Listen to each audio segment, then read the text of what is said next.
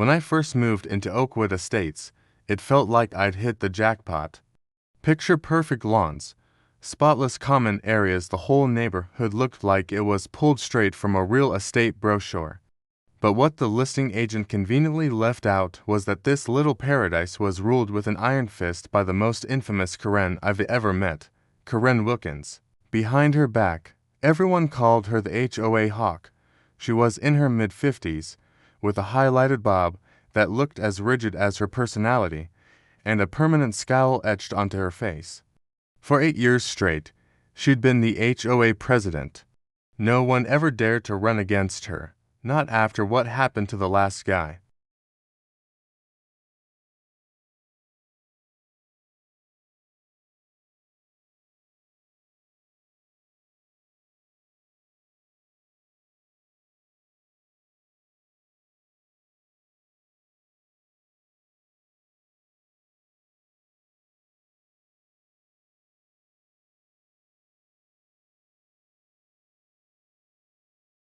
Life was peaceful, but then I made one fatal error. I installed a small bird feeder in my backyard. In Karen's world, this was basically a federal offense.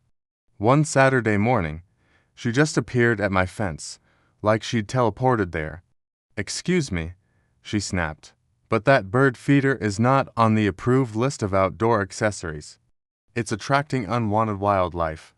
Remove it immediately." I tried to reason with her, explaining it was just for small songbirds and even had a squirrel-proof feature.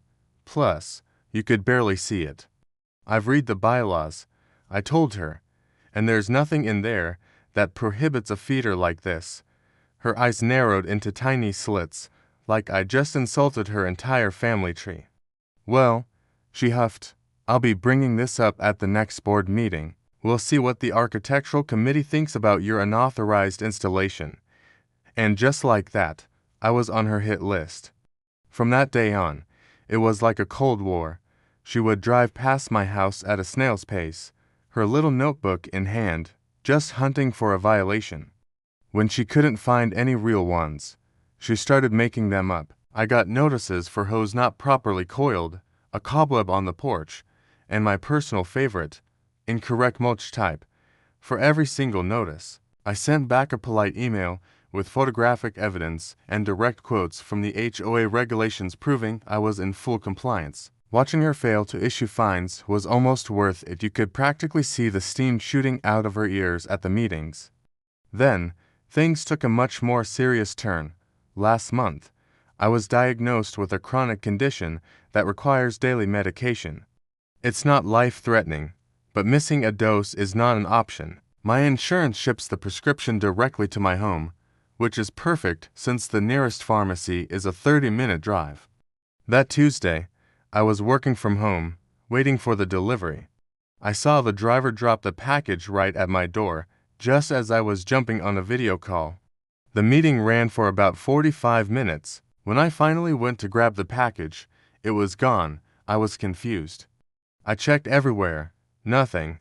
The delivery photo clearly showed it on my porch. So, I pulled up my doorbell camera footage, and there she was. At 12:23 p.m., Karen Wilkins walks right up to my porch, stares directly into the camera with that classic disapproving glare, picks up my package, reads the label, tucks it under her arm, and just walks away with my medication. I watched the clip 3 times, completely stunned. This wasn't a petty HOA dispute anymore. This was theft.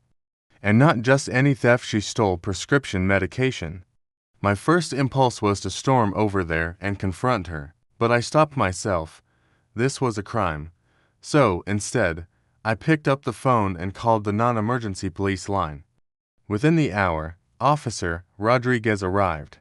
He was professional and listened carefully as I explained the situation. The second I showed him the video clip of Karen walking off with my package, his eyebrows shot up. "That's pretty solid evidence," he said. "And you're saying this was prescription medication?" "Yes, officer," I confirmed. "It's clearly labeled pharmacy delivery. I need that every day." He nodded, his expression turning serious. He explained that stealing prescription meds isn't just petty theft. It can be a felony. I'll need to speak with Ms. Wilkins, he said. Would you like to come with me? There was no way I was missing this. I'm coming, I said. When Corinne opened her door and saw a uniformed police officer standing next to me, the look on her face was absolutely priceless. It was a rapid-fire sequence of annoyance, confusion, and then pure, unadulterated panic. Ms. Wilkins, Officer Rodriguez began, we're here about a package delivered to this man's home today. Do you know anything about it? She folded her arms. I don't know what you're talking about, she huffed. But her eyes darted over her shoulder, right toward her living room table, where I could clearly see my package sitting on a stack of mail. The officer looked at her calmly and said, Ma'am, we have video evidence of you removing a package from his doorstep without permission. The package contained prescription medication. Taking someone else's medication is a serious offense. Corinne's mask of authority completely slipped. Well, I'm the HOA president, she stammered, scrambling for an excuse. We've had issues with package theft. I was just keeping it safe for him. I was planning to return it later. That's when I decided to step in. Really? I asked. Is that why you didn't leave a note? Or send me a text? You literally have my number for all our HOA communications, Officer Rodriguez then added. Ma'am, may I see the package, please? You could see the panic in her eyes. Cornered, Corinne went back inside and retrieved it from her living room. The second she handed it over, I noticed something was wrong. The seal was broken, and why did you open it? The officer asked, his voice firm. Corinne was in full panic mode now. I just wanted to be sure it was his. There have been mix-ups before. I was only trying to protect the community, but opening someone else's package, especially a medical one, is a federal offense, and Officer Rodriguez didn't sugarcoat it for her. Her face turned chalk white as he explained just how serious this was. He then turned to me and outlined my options. I could file formal charges for mail theft and tampering with prescription medication. This wasn't just a slap on the wrist, we were talking about heavy fines or even jail time. And depending on the medication, interfering with it could be a felony, punishable by up to 5 years in prison. Corinne's eyes widened with every word he spoke. She was realizing this wasn't some petty HOA violation she could bully her way out of. This was real criminal law. I didn't know it was medication, she whispered, her whole body shaking now. I was just trying to prevent theft, but her story had more holes than Swiss cheese. Why didn't she contact me? Why open the package? And why had she never protected any of my other deliveries before? She knew she was caught, and there was no way out. In the end, I decided to press charges. This wasn't about revenge. It was about the fact that she had crossed a very serious line. And so, right there on her own pristine front porch, with all the neighbors peeking through their blinds, Officer Rodriguez handcuffed her. Corinne Wilkins, he said as he read her rights, you are under arrest for mail theft and tampering with prescription medication. The fallout was immediate. The HOA board held an emergency meeting the following week, and I've never seen so many people show up.